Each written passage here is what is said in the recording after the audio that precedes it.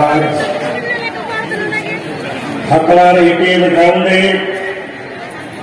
আদিবাসী একতা মঞ্চের পক্ষ থেকে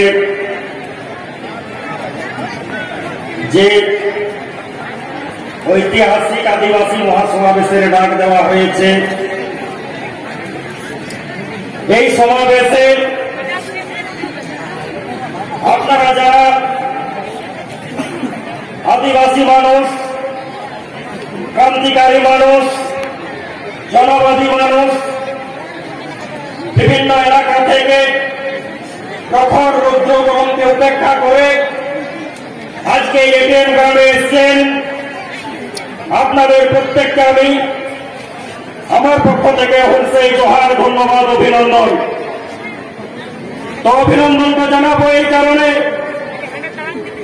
আজ আদিবাসীদের এক সংকটময় পরিস্থিতিতে যে সময়কালের মধ্যে দাঁড়িয়ে আদিবাসীদের সাংবিধানিক অধিকারটা খর্ব হতে বসেছে, যে সময়কালের মধ্যে দাঁড়িয়ে আদিবাসীদের বুনিয়াদী অধিকারকে কেড়ে নেওয়ার চেষ্টা হচ্ছে, যে সময়কালের মধ্যে দাঁড়িয়ে রাজনৈতিক মদতে, প্রশাসনিক মদতে আদিবাসীদের বুনিয়াদী অধিকারকে শেষ করে দেওয়ার একটা নীল নকশা শুরু হচ্ছে, সেই সময়কালের মধ্যে দাঁড়িয়ে তমাম আদিবাসী সমাজের মানুষ হাতে হাত রেখে আজকে এটিএম গ্রাউন্ডে এসেছেন, এখন ওই আন্দোলনের শপথ নিচ্ছেন।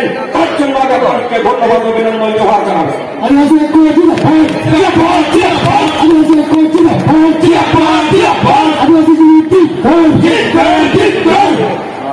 সংগ্রামের সাথে আপনারা পূর্ববর্তী বক্তাদের মুখ থেকে বর্তমান সময়ের প্রেক্ষাপটে দাঁড়িয়ে আদিবাসী সমাজের উপর ঘটে চলা বা আদিবাসী সমাজকে শেষ করে দেওয়ার যে নীল নকশা, কারা কারা মদত দিচ্ছে, এই নীল নকশা তৈরিতে কারা কারা জড়িত, এই নীল নকশার কারিগর কারা, আপনার পুঙ্খানুপুঙ্খ বিশ্লেষণ শুনেছেন, আমি আর তার পুনরাবৃত্তি করব না। আমি আপনাদেরকে নতুন কয়েকটা কথা বলার জন্য আবার এই বক্তব্য রাখা। ঠিক যে সময়কালের মধ্যে দাঁড়িয়ে এত কষ্ট করে নিজেদের দাবি দেওয়ার পক্ষে দাঁড়িয়ে, নিজেদের ন্যায্য দাবির পক্ষে দাঁড়িয়ে কোনদিন পুরুলিয়ায় তো কোনদিন খাতড়াতে, কোনদিন বাঁকুড়াতে তো কোনদিন রায়পুরে, কোনদিন রায়পুরে তো কোনদিন ঝাড়গ্রামে, কোনদিন ঝাড়গ্রামে তো কোনদিন কলকাতাতে আদিবাসী মানুষ নিজের দাবি দাওয়াকে সামনে আনছে, নিজের দাবি দাওয়াকে জনসমক্ষে আনছে, নিজের দাবি দাওয়াকে প্রশাসনের কাছে নিয়ে যাচ্ছে। সেই সময়কালের মধ্যে দাঁড়িয়ে কিছু মেকি আদিবাসী প্রেমের ঠিকাদারদের চরিত্রটাকে আজকে বিশ্লেষণ করার দরকার আছে। আজকে আদিবাসী প্রেমের নমুনা আমরা দেখছি, আজকে আদিবাসী প্রেমের হোলসেল ঠিকাদার তৈরি হয়েছে। আজকে আদিবাসী প্রেমের ঠিকাদাররা কেমন করে আদিবাসীরা থাকবে, কেমন করে আদিবাসীরা খাবে, কেমন করে আদিবাসীরা পড়বে, কেমন করে আদিবাসী মানুষরা তাদের জীবনযাত্রা করবে, আদিবাসীদের কোনটা করা যাবে কোনটা করা যাবে না, সেই মেকি আদিবাসী প্রেমীদের একটা চরিত্রটা বুঝে নেওয়ার সময় এসেছে। আজকে এই মেকি আদিবাসী দরদীদের, আজকে আদিবাসী প্রেমের হোলসেল ডিলারদের ওনাদের কোন বক্তব্য শুনতে পাবেন না, ফেক এসপি সার্টিফিকেট নিয়ে কোন বক্তব্য শুনতে পাবেন না। ও আদিবাসীরা আদিবাসী হচ্ছে এই নিয়ে কোন বক্তব্য শুনতে পাবেন না। আদিবাসীদের জোর জুলুম করে জমি লুট করা হচ্ছে, কোন বক্তব্য শুনতে পাবেন না। আদিবাসীদের আবেগ অযোধ্যাকে বিক্রি করার, বিদেশি বেনিয়াদের কাছে বিক্রি করার নির্লক্ষ শুরু হচ্ছে, কোন বক্তব্য শুনতে পাবেন না। কেউতে প্রজামিতে রাজ্য সরকার জোরপূর্বক জমি লুট করছে, কোন বক্তব্য শুনতে পাবেন না। আদিবাসী বেকার যুবক যুবতীদের চাকরি নেই, আদিবাসী বেকার ছাত্র ছাত্রীরা কর্মসংস্থানের পথ খুঁজে পাচ্ছে না, এনাদের কোন বক্তব্য নেই। এনারাই আদিবাসী মানুষকে দাবেদার দেখতে চান, এরা আদিবাসী মানুষকে দালাল দেখতে চান, এরা আদিবাসী মানুষকে লুটেরা করতে চান, এরা আদিবাসী মানুষকে পেটোয়া করতে চান। আদিবাসী উন্নয়নের মেকি মন্ত্র, অযোধ্যা বিক্রি ষড়যন্ত্র, বুকের তাজা রক্ত দিয়ে এই ষড়যন্ত্র শোনেন, যারা আজকে মনে করছেন এই সহজ সরল আদিবাসী মানুষকে তাদের অশিক্ষাকে হাতিয়ার করে, তাদের দুর্বলতাকে হাতিয়ার করে সারা জীবন লুটের রাজনীতি করবেন, সারা জীবন 8 বছরের রাজনীতি করবেন, সারা জীবন আদিবাসী সমাজকে ভোট ব্যাংকের মূলধন ব্যবহার করবেন, কান খুলে শুনে রাখেন, সব আদিবাসী দালাল হয় না, সব আদিবাসী দাগাবাজ হয় না, সব আদিবাসী পেটুয়া হয় না, সব আদিবাসী চামচা বেলচা হয় না।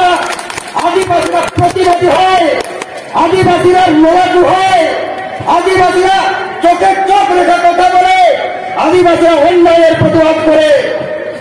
আর আপনি বলছেন সারা জীবন এই আদিবাসী মানুষকে তার অশিক্ষাকে হাতিয়ার করে ছলে বলে কৌশলে রাজনীতির ভোট ব্যাংকে মূলধন করে রাখবেন।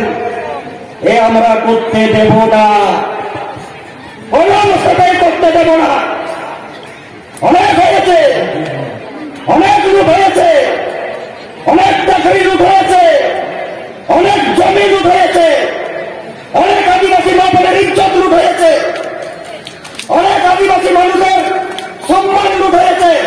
তাকে বন্ধ করতে গিয়ে আমরা যারা এই লড়াই আন্দোলনে সামিল হয়েছি এবং বিগত দিনে ছিলাম, যারা আজকে বলছেন যে অমুকের ফান্ডিং নিয়ে, তুসুকের ফান্ডিং নিয়ে আপনারা আদিবাসী মানুষকে জড়ো করছেন, যারা বলছেন আপনি অমুক পার্টির দালাল, তুসুক পার্টির চামচা, আপনি আপনার ক্ষুদ্র রাজনৈতিক স্বার্থে বলতেই পারেন, আপনি আপনার কথা বলতেই পারেন। খুব লজ্জা লাগছে আজকে, হয়তো আজকে বিরোধিতা করা যাবে না, আজকে চোখের সামনে আদিবাসী মানুষের অধিকারটাকে লুট করবেন আর ক্রান্তিকারী আদিবাসী মানুষ চুপ থাকবে। আজকে চোখের সামনে আদিবাসী ছাত্রছাত্রীদের ভবিষ্যৎকে নষ্ট হতে বসেছে, আমরা চুপ করে থাকবো। আজকে চোখের সামনে আদিবাসী বেকার যুবক যুবতীদের কর্মসংস্থানের কোন পথ দেখতে পাচ্ছি না, আমরা চুপচাপ থাকবো।